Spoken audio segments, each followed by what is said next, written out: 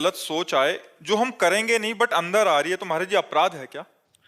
अपराध तो नहीं है, कलयुग का एक प्रभाव है। कलिकर एक पुनीत प्रतापा, मानस पुण्य होए और नहीं पापा।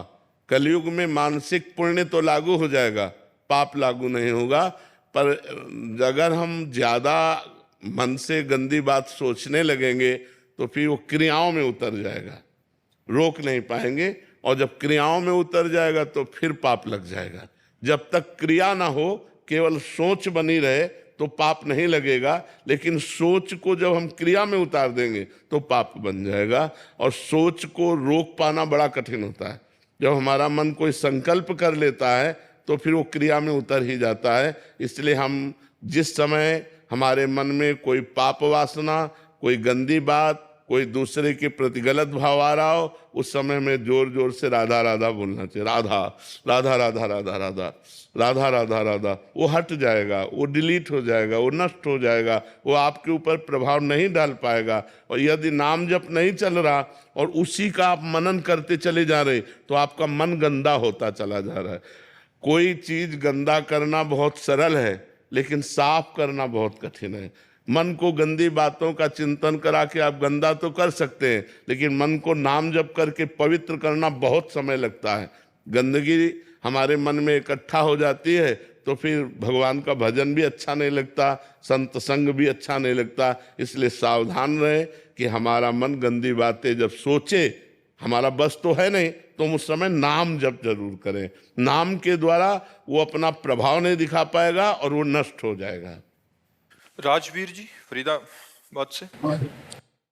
राधे राधे महाराज जी।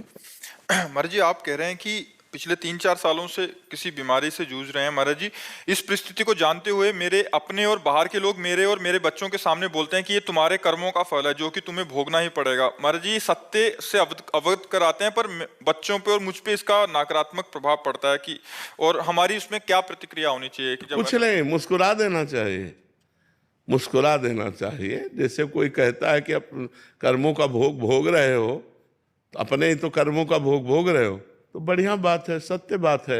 आप बहुत बस यही कह देना बहुत अच्छा है, नहीं तो मुस्कुरा दिया। बुरा ना मानो, बुरा ना मानो। बुरा मानने से हमारा हृदय जलेगा और उसके प्रति हमारी द्वेष भावना बन जाएगी। और बात सब कोई सत्य कह रहा है।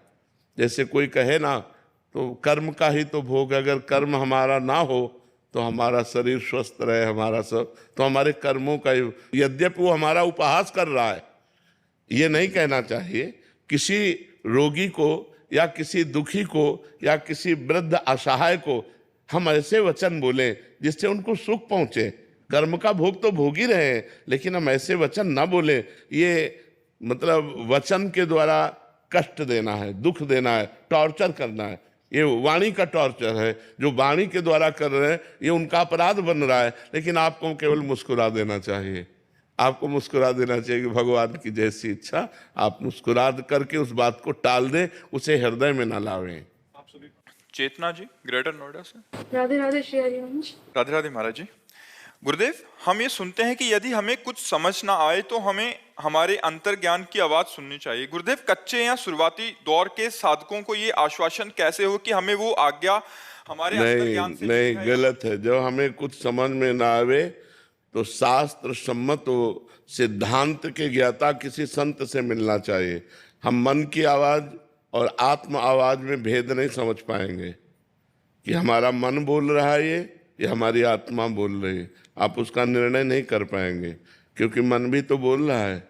जो मन बोल रहा है वही लोग कर रहे हैं, इसलिए दुर्दशा को प्राप्त हो रहे हैं। मन क्या भी बोल सकता है, मन गलत भी बोल सकता है। तो हमारी जो आत्मा की आवाज़ होती है उसको सुनने के लिए अध्यात्म साधना चाहिए। साधारण व्यक्ति के अंदर जब वो उठती है तो उसे अनसुनी करके वो मन की आवाज़ को सुनता है, वो आत्मा की आवाज़ को। अगर आत्मा की आवाज़ सुनने लगे तो सब संत बन जाए, अंदर से सब महात्मा हो जाए। लेकिन उस आत्मा आवाज़ को, उस गुरुदेव की बात को, उस भगवान की बात को हम